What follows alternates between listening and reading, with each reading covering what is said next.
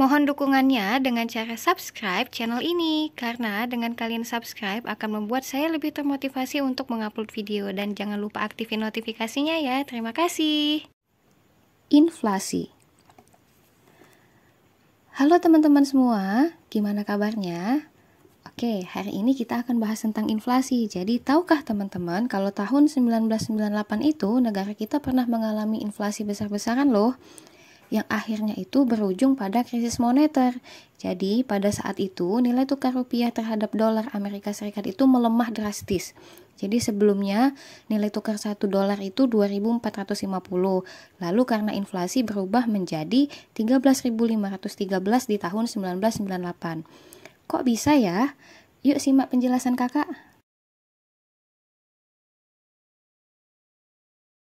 Ada 3 hal penting yang harus terpenuhi agar bisa dikatakan inflasi. Yang pertama itu, terdapat kecenderungan harga untuk naik. Yang kedua itu berlangsung secara terus-menerus. Dan yang ketiga, kenaikan harganya itu bersifat umum. Jadi, tidak hanya terjadi di satu komoditi, tapi di banyak komoditi. Jadi, itu yang dinamakan inflasi. Terus, apa yang menyebabkan inflasi? Nah, yang menyebabkan inflasi itu karena permintaan barang yang lebih tinggi daripada penawarannya, sehingga terjadi kelangkaan baik barang maupun jasa yang menyebabkan harga menjadi naik. Di sisi lain, inflasi juga bisa terjadi karena jumlah uang yang beredar itu bertambah. Jadi ketika jumlah barangnya itu tetap, tapi uang yang beredar itu bertambah beberapa banyak, maka akan terjadi ketidaksebandingan antara jumlah uang yang beredar sama permintaan.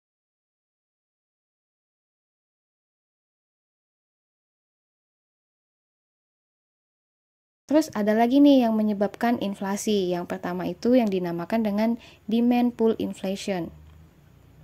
Jadi, demand pull inflation itu bertambahnya jumlah permintaan terhadap suatu barang atau jasa yang menyebabkan terjadinya kenaikan harga. Nah, ini tabel atau grafik dari si demand pull inflation. Bisa kita lihat harga atau demand atau permintaan yang pertama itu naik ke demand yang kedua. Lihat garisnya.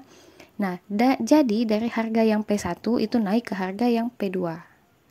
Yang kedua itu dinamakan cost push inflation. Kalau cost push inflation ini terjadi karena kenaikan biaya produksi, sehingga biaya bahan baku atau gajinya itu juga naik, menyebabkan harga menjadi naik.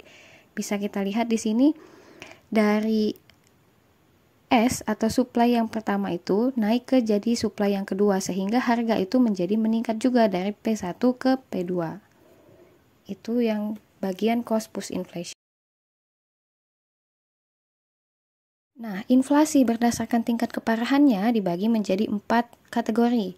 Yang pertama itu inflasi ringan. Jadi inflasi ringan itu kenaikan harga di bawah 10% per tahun.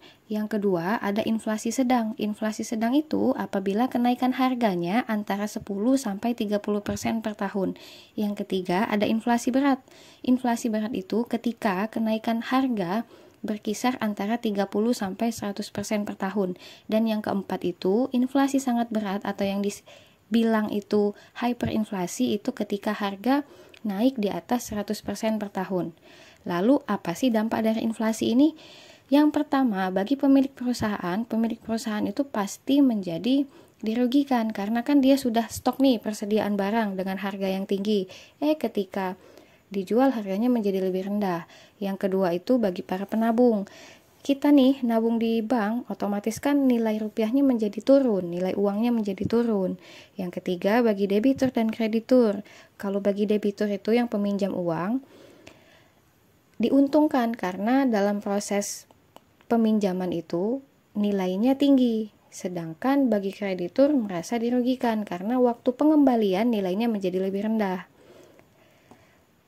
Terus yang keempat bagi produsen. Nah, kalau produsen itu, kalau untuk perusahaan besar pasti diuntungkan karena kan dia produksi langsung banyak. Tapi kalau bagi perusahaan yang kecil merasa dirugikan karena kan perusahaan kecil itu biasanya produksi dalam jumlah yang lebih sedikit. Dan yang kelima, itu bagi perekonomian nasional, yang pertama pasti menyebabkan investasi itu menjadi berkurang. Yang kedua, merosotnya tingkat kehidupan masyarakat. Jadi kayak masyarakat itu sulit untuk membeli barang-barang, sehingga kesejahteraan masyarakat menjadi menurun. Dan yang ketiga, itu menimbulkan ketidakpastian perekonomian di masa yang mendatang. Nah, bagaimana sih cara untuk menghitung laju inflasi? Cara menghitung laju inflasi itu bisa kita gunakan rumus menghitung laju inflasi yang seperti di layar saat ini. Rumus untuk menghitung laju inflasi, di mana inflasi itu diwakilkan dengan IN, dan rumusnya itu ada IHKN, artinya itu indeks harga konsumen di tahun yang berjalan atau di tahun yang mau dihitung, dikurangin sama indeks harga di tahun sebelumnya. Kita bagi sama indeks harga di tahun sebelumnya, kemudian kita kali sama 100%. Nanti hasilnya itu kita masukkan ke kategori inflasi yang tadi, yang ada 4 kategori, yang inflasi rendah, sedang, berat, sama inflasi sangat berat. Nah, ini contoh untuk menghitung laju inflasi. Jadi di sini ada indeks harga pada bulan Juli 2020 itu ada 110, dan indeks harga pada bulan Agustus 2020 itu ada 112. Maka berapa laju inflasi pada bulan Agustus 2020? Kita masukkanlah ke rumus yang tadi, IHKN dikurangin IHKN 1 dibagi IHKN 1. Kita harus identifikasi dulu yang mana IHKN atau indeks harga tahun berjalan sama indeks harga tahun sebelumnya atau tahun dasar. Nah, di sini kita lihat bulannya. Bulan yang mau dihitung itu bulan Agustus. Bulan sebelumnya berarti bulan Juli, berarti IHKN itu bulan Agustus dan IHKN kurang 1 itu bulan Juli. Maka kita masukkanlah berapa sih laju inflasi di bulan Agustus, itu ternyata 112. Kita kurangin sama yang bulan Juli. Bulan Juli itu ada 110, kita bagi sama 110 yang ada di bulan Juli. Kemudian kita kali sama 100%.